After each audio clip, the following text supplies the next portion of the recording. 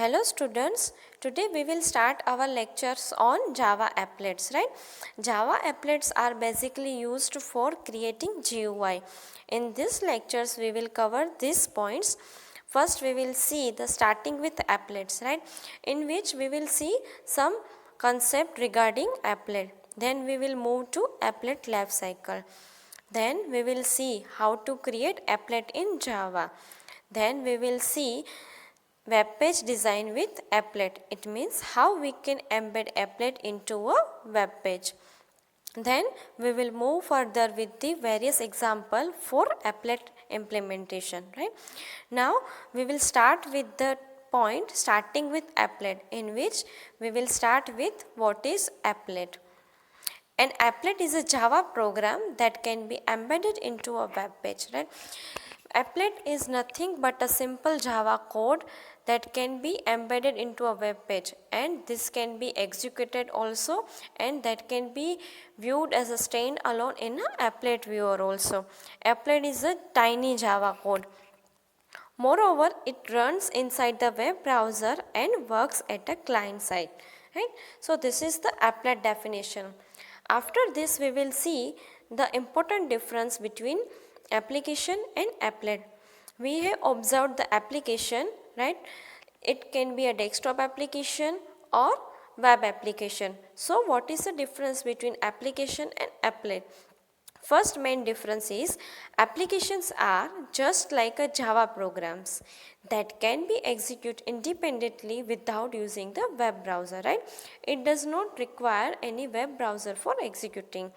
Applets are small Java programs that are designed to be included with the HTML web document. They require a Java enabled web browser for execution, right? Applets are the part of the web application that can be embedded into the web browser. They are developed separately. In application program requires a main method for its execution, right? There must be a main function within this application. In applet we can say the applet does not require a main function for execution because it's a standalone, because it is having the init method. Its execution will start from the init method. So these are the very basic difference I can say, right? There may be more difference which we can add in this, right? So this is the application and applet. Further, whenever we implement the applet, you can see the difference between the applet and application. First we will create the desktop application, and in that we will create the applet. So this is the difference. Now we will see the another difference, which is the local and remote applet. The name itself suggests that local means locally available and remote means locally not available, remotely available, right? So let us start with the difference first. In the local applet, it is developed and stored at local system, right? Because it is a local, right? We have to find it from the local system. So we are developing and storing it in our local system. In remote applet, it is developed and stored at remote system, right? It is a remote applet. It is not available in local system, right? We have to fetch that applet and execute from the remotely. Then the next point is, for applet, it does not require internet connection for execution, right? Because our applet is available in local system only. So we need not to require any internet connection for that. Whereas in remote applet, it requires internet connection for execution, right? Because it is available in remote system. That's why for executing that applet we need an internet connection. In local applet, for this we have to give path of directory which includes applet in codebase attribute of applet tag, right?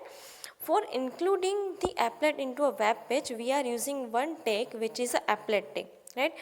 If it is a local applet, then we have to give the path of the applet in which the applet is available, right? That means the directory path of that applet. For example, you can say there is a applet tag and there is a one attribute code base in which we have to give the path of the applet. up to directory structure. And in code we have to mention the file of applet in the form of class file. For example, the name of the applet file is abc, then the class file would be abc.class, and we have to mention the height and width of the applet. And in remote applet, right, for this we have to give URL from where applet will be executed in code base attribute of applet tag, right. We have seen in the local applet as a code base we have to give the path, but in remote applet in code base we have to add the URL of the applet from where we are fetching the applet and executing, right. So you can see the syntax of the applet tag. There are three attributes only: code base, code, height and width, right. From that, code, height and width are compulsory attributes, those are mandatory to give, and code base is a optional attribute. Whenever the applet is not available in local directory, then we have to mention the code base, right. So this is the local applet and remote applet. In further we will learn how to develop an applet, right. And previously we have seen the difference between application and applet, right. There is a huge difference between application and applet. Applet we can say it is a part of application, and then before that we have seen the what is applet, right. So today we have seen the basic concepts regarding applet, what is applet, then the difference between the application and applet, and further we have seen the differences between local and remote applet, right. Further in implementation we will implement the local applet only, because remote applet are developed and executed by the server side, right. In next lecture, we will see the life cycle of the applet, in which the various phases of applet are included. Before starting our execution, means the development of the applet, first it is required to learn the applet life cycle. We will see this in next lecture. Thank you.